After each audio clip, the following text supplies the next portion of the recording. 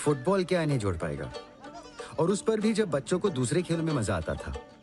मुझे इन्हीं बच्चों में से इंस्टीट्यूट के लिए एक फुटबॉल टीम बनानी थी। विकास को जब मैंने देखा तो मैंने उसकी आंखों में जीत की अजीब भूख देखी।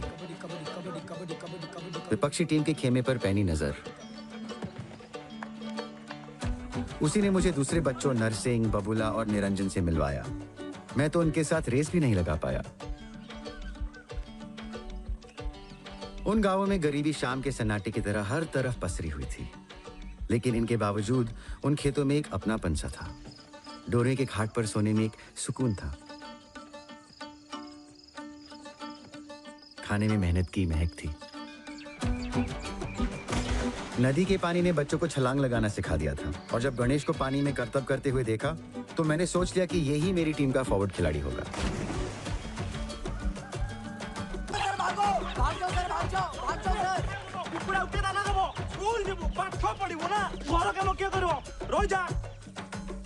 राजकिशोर को अपने साथ लाना इतना आसान नहीं था, लेकिन कुछ उसकी मजबूरियां और कुछ मेरी चाहत। मैं उसके टैलेंट को गांव में यूं ही नहीं छोड़ सकता था।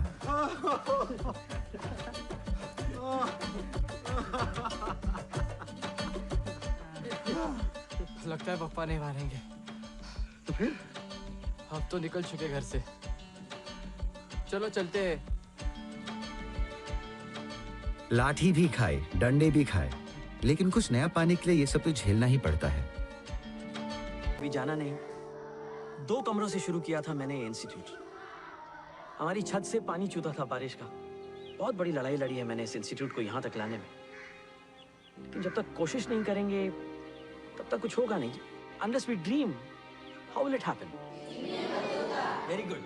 इब्न बतूता पहन के जूता निकल पड़े तूफान में, थोड़ी हवा नाक में घुस गई, थोड़ी घुस गई।